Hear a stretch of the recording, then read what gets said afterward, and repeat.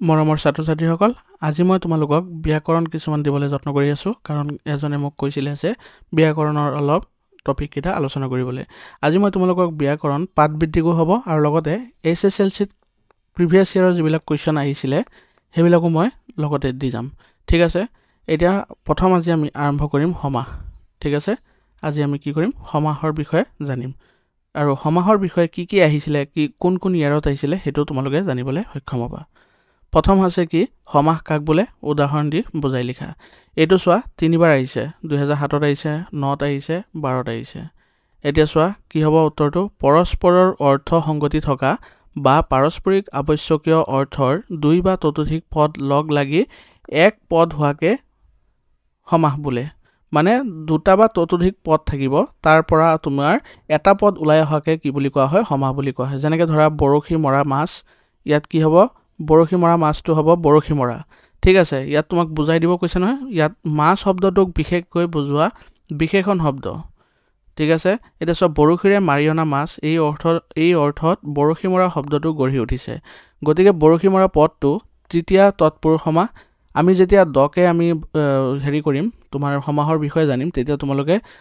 কেইটা সমাহ আছে হেবিলাকো জানিবা কি সমাহ কেতিয়া হয় হেতুও জানিবা ঠিক আছে বৰ্তমান এখিনি জানি ৰাখা ইয়াত বৰশীৰে তৃতীয় বিভক্তিত লোপ পাই মৰা কৃদন্ত পদৰ লগত যোগ হৈছে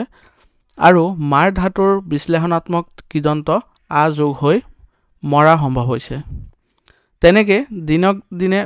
বা দিনে প্ৰতিদিনে আৰু ধৰ্মৰ অভাৱ অধৰ্ম হৈ গল এটা নেক্সট চোৱা কি আছে ব্যাস বাক্যৰ হৈতে সমাহৰ নাম লিখিব লাগিব এটা চোৱা এই দুমাহী আৰু চক্ৰপাণী এই দুটা কিহত আহিছিলে 2010 ত আহিছিলে এবিলাক ইম্পৰ্টেন্ট দে তোমালোকৰ ইয়াৰৰ যিবিলাক আহিব হেবিলাক তোমালোকে ইগনোৰ নকৰিবা দুমাহী হ'ব কি দুই মাহৰ মাজৰ দিন আৰু এটো হল কি সমাহ দিগু সমাহ কিয় হয় এই সমাহখিনি মই এটা তোমালোকৰ কাৰণে ডেডিকেটেড ভিডিও লৈ আহিম চিন্তা নকৰিবা সমাহৰ বিষয়ে জানিব পাৰিবা মানে যিখিনি শিকিবা বিতংকে শিকিব পাৰিবা তোমালোকৰ এতিয়া কিমান মাহ আছে মই ধৰি ললো 2 মাহ আছে কি মাহ আছে ডিসেম্বৰ আৰু জানুৱাৰী ধৰি ললো এই দুটা মাহত তোমালোকে কমেন্ট কৰিবা কমেন্ট যি কৰিবা তাকে মই টপিক আলোচনা কৰিম কাৰণ তোমালোকে যদি এজনো মোক কোৱা যে এটো টপিকৰ পৰা আলোচনা কৰিব লাগে হেতুই কৰিম কাৰণ যেহেতু আজি কালি মোক কৈছে এজন ষ্টুডেন্টে যে ব্যাকৰণ কৰিব লাগে মই ব্যাকৰণ আৰম্ভ কৰিছো তেনেকৈ তোমালোকে যি কবা হেতু টপিকৰ ওপৰতে কৰিম আৰু তোমালোকে ভিডিওবোৰ শেয়াৰ কৰি দিবলৈ নাপাহৰিবা কাৰণ ইয়াৰ পৰা যদি এজন ষ্টুডেন্টও উপকৃত হয় তেতিয়া হলে ভাল লাগিব তাৰ পিছত চোৱা চক্ৰপাণী কি হ'ব চক্ৰ আছে পানীত যাৰ তেওঁ এটো হল কি ব্যাধিকৰণ বা তৎপুৰুষ বহুব্ৰীহি সমাহ ঠিক আছে এতিয়া চোৱা খ নম্বৰ ইয়াত মই দুমাহীটো কি কৰিছো কালাৰ কৰি ৰাখিছো কিয় এটো এবাৰ আহিছে 2000 এটো চোৱা 2010 ত এবাৰ দুমাহী আহিছে এটা এনেকুৱা ৰং থাকিলে তোমালোকে জানিব লাগিব যে এটো এবাৰ আহিছে এই কাৰণে এটো আগো লিখি নিদিও তাৰ পিছত চোৱা পিতাম্বৰ মাতৃভক্তি আৰু আমৰণ এই তিনিটা হল তোমাৰ 2011 আহিছে এটা পিতাম্বৰ কি পিত অম্বৰ পিন্ধে যি তেওঁ হল পিতাম্বৰ এটো কি কৰ্মধাৰয় বা সমানাধিকৰণ বহুব্ৰীহি সমাহ ঠিক আছে তাৰ পিছত মাতৃভক্তি মাতৃলে ভক্তি এটো হল তৎপুৰুষ সমাহ তাৰ পিছত আছে আমৰণ মৰণ পৰ্যন্ত এটো হল অব্যয়ভাৱ সমাহ তাৰ পিছত গ নম্বৰটো চোৱা আকৌ পিতাম্বৰ আহিছে পিতাম্বৰ 2013 ত আহিছে তাৰ পিছত ৰাম ৰাৱণ হাত দীঘল জলচৰ ৰাম ৰাৱণ হৈছে কি ৰাম আৰু ৰাৱণ ই হল ইটাৰেটৰ দ্বন্দ্ব সমাহৰ নামটো লিখি দিব লাগিব এইবিলাক কিন্তু খুব ইম্পৰ্টেন্ট আহিব ইয়াপা আৰু তোমালোকক মই আজি যত্ন কৰিম ইয়াতে চোৱা স্ক্ৰিনৰ সাইডতে মই লগাই দিম যে হেৰি তোমালোকৰ অসমীয়া কোনটো চেপ্টাৰৰ পৰা আহিব মই এই মাৰ্ক ডিস্ট্ৰিবিউশন কেটা দি দিছো হেকিটা মই বিতংকে আৰু বুজাই দিম তোমাক আগলে বৰ্তমান এই দুটা তোমালোকে স্ক্ৰিনশ্বট লৈ ৰাখা এই ইয়াৰ পৰা কোনটো চেপ্টাৰৰ পৰা তোমালোকৰ কিমান মাৰ্ক আহিব এটো চাই লোৱা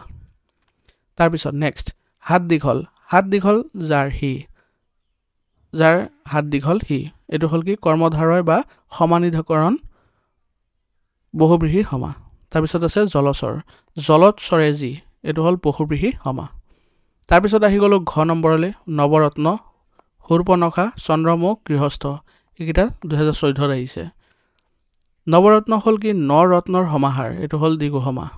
তাৰ পিছত শূৰ্পনখা শূৰ্পৰ নিচিনা নখ যাৰ এটো হল কৰ্মধাৰয় বহুব্ৰীহি সমাহ তাৰ পিছত আছে চন্দ্ৰমুখ চন্দ্ৰৰ তুল্য মুখ যাৰ তেওঁ কৰ্মধাৰয় সমাহ তাৰপিছত গৃহস্থ গৃহত থাকে যি এইটো হ'ল কি তৎপুৰুষ সমাস ঠিক আছে আকৌ চোৱা নম্বৰত আহি গ'ল দুমাহী ডাবল আহিছে আকৌ এবাৰ আহিছে 2010তো আহিছিলে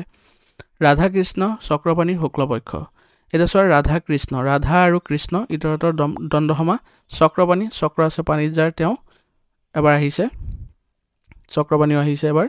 তাৰপিছত ব্যাধিকৰণ বা তৎপুৰুষ বহুব্ৰীহি সমাস তাৰপিছত শুক্লপক্ষ শুক্লজী পক্ষহী এইটো হ'ল কৰ্মধাৰয় সমাস তাৰপিছত ত্ৰিফলা হুলপানী মহাপুৰুষ সত্যাগ্ৰহ ত্ৰিফলা কি ত্ৰি বা তিনি ফলৰ সমাহাৰ এইটো হ'ল দ্বিগু সমাস হুলপানী হুল আছে পানীত যাৰ ব্যাধিকৰণ বা তৎপুৰুষ বহুব্ৰীহি সমাস তাৰপিছত মহাপুৰুষ মহান বা মহাপুৰুষজী বেতিহাৰ বহুব্ৰীহি সমাস তাৰপিছত আছে কি সত্যাগ্ৰহ সত্যত আগ্ৰহ সপ্তমী তৎপুৰুষ সমাস ঠিক আছে দ্বিতীয় নম্বৰ চোৱা দুমাহী আকৌ এবাৰ আহিছে দুমাহীটো মানে বহুতবাৰে আহিছে দেশান্তৰ মহাপুৰুষ উপবন দেশান্তৰ হ'ল কি অন্য দেশ এইটো হ'ল কি নিত্য অব্যয়ী সমাপ্ত তাৰপিছত কি আছে মহাপুৰুষ মহাপুৰুষ কি হ'ব মহান বা মহাপুৰুষজী তেওঁ হ'ল কি মহাপুৰুষ বেতিহাৰ বহুব্ৰীহি সমাস তাৰপিছত হ'ল উপবন বনৰ সমীপ এইটো হ'ল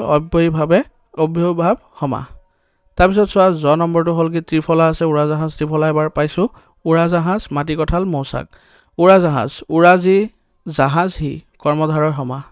তাৰপিছত মাটিকঁঠাল স্পেলিংটো ভুল হৈ আছে হছইকাৰ হ'ব এইটো কঁঠালৰ দৰে ফল মাটিত হয় বাবেই তেওঁ মাটিকঁঠাল সেইবাবে এইটো কি হ'ব তৎপুৰুষ বা ব্যাধিকৰণ বহুব্ৰীহি সমাস তাৰপিছত মৌচাক হস্তি তৎপুৰুষ সমাস তাৰপিছত নেক্সট পঞ্চাজুল যুগভ্ৰষ্ট শতাব্দী পঞ্চাজুল হ'ল কি পাঁচটা আঙুলিৰ সমাহাৰ সেইটো হ'ল দ্বিগু সমাস যুগভ্ৰষ্ট যুগৰ পৰা ভ্ৰষ্ট তৎপুৰুষ সমাস শতাব্দী শত অব্দৰ সমাহাৰ এইটো হ'ল দ্বিগু সমাস তাৰপিছত আহি গ'ল আকৌ পঞ্চাজুল তাৰপিছত আহি গ'ল কি পঞ্চাজুল এবাৰ পাইছোঁ সাহিত্য শাসন কি সাহিত্য যি শাসন সেইটো হ'ল কি সাহিত্য শাসন এইটো দন্তীয় নহ'ব ঠিক আছে এইটো হ'ল কৰ্মধাৰয় সমাস ধন্যবাদ আজিৰ ভিডিঅ'টো এইখিনিলৈ আছিলে আকৌ নেক্সট মই আকৌ ব্যাকৰণ তোমালোকক দিবলৈ চেষ্টা কৰিম যিখিনি তোমালোকৰ পৰীক্ষাৰ বাবে ইম্পৰ্টেণ্ট সেইবিলাক মই দিব চেষ্টা কৰিম আৰু যিবিলাক প্ৰিভিয়াছ ইয়াৰ কুৱেশ্যন আছে সেইবিলাক মই ডিছকাছ কৰিম গ্ৰামাৰৰ ঠিক আছে তোমালোকে এই ভিডিঅ'টো কেনেকুৱা পাইছা জনাবা আৰু যদি কিবা নতুন কিবা টপিক তোমালোকক আলোচনা কৰিব লাগে তাৰ বিষয়ে তোমালোকে কি কৰিব লাগিব কমেণ্ট কৰিব লাগিব আৰু লগতে এইখিনি তোমালোকে পাবলৈ হ'লে তোমাৰ ডেছক্ৰিপশ্যনতে কি আছে লিংক